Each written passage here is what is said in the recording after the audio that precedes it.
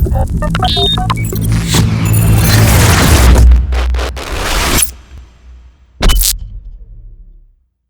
what's going on YouTube's Moose78 here, and something a little bit different from what I typically post on the channel. Now, some of you may already know this, but I'm guessing the majority do not, but I've been a part of the truck sim community for some time now, probably close to about 10 years or so. And in that time, I've played just about every North American truck sim, from the Timeless Classic Across America to the recently released American Truck Simulator. I even teamed up with some friends from the community a few years back, and we worked on our own ATS mod for German Truck Simulator.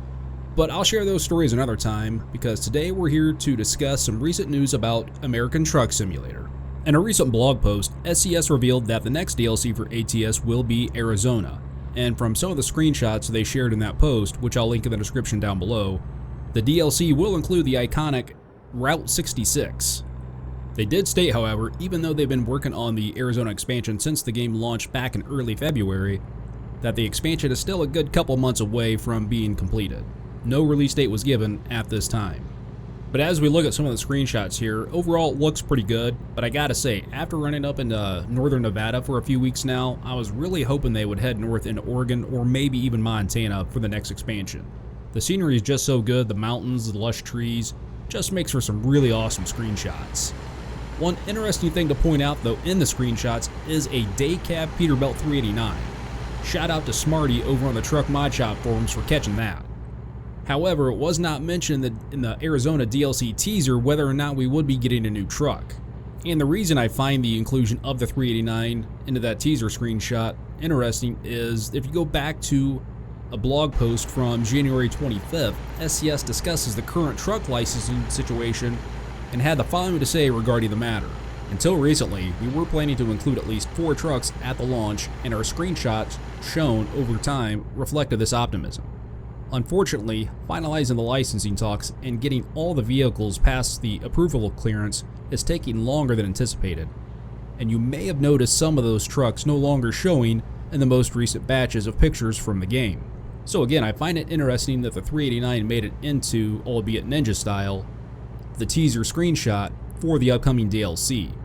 So I'm just wondering if the 389 was initially done but did not pass the initial approval process and has had to be reworked to some extent. And to my knowledge, there has only been one other screenshot of the 389 published by SCS to date. Now back to the actual map DLC, I gotta say I'm really glad that they have included Route 66 into this expansion. I do feel, however, they really missed adding some other iconic features to California and Nevada. I was really disappointed that Donner Pass was not included, as it's one of the most famous stretches of road on the American West Coast. I am interested though to see what they do with Route 66 and how it's going to look in game. And one final noteworthy item from the post was the mention of a possible beta. They posed the question by saying that maybe they should try to use the open beta approach for Arizona and ask fans what they thought of the idea. I find this kind of interesting for several reasons. One is that I never thought there would be an open beta for a truck sim game. Ever. So it's kind of cool to see how far the game has progressed in that regard. Another reason I'm interested is to see how many bugs will be fixed or can be fixed for that matter. But there are a couple low-hanging things that are currently in the game that could easily be fixed by SCS. One example of this is on the first 2 trucks they released, the Peterbilt 579 and the Kenworth T680. The issue with these 2 trucks is that they have the wrong suspension on them. The T680 has the 579 suspension and vice versa. Now these are not major issues, they're not game-breaking issues, they're not going to affect your gameplay experience, but with SCS now having licensing to these 2 trucks, I feel it's something that could be easily avoided.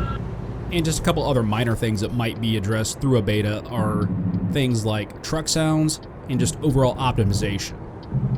Now the truck sounds overall aren't too bad, but some of them sound like they've been recycled from past games, and that's just kind of unfortunate with, kind of where we're at with technology and everything like that. So those are just a few examples of things that I feel could be caught in a beta test before it gets out and released to the general population.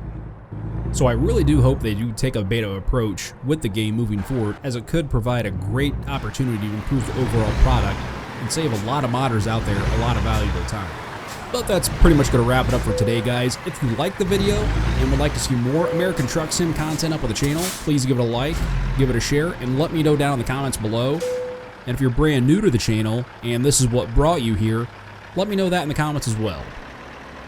Until the next one, guys, take care. We'll be seeing you.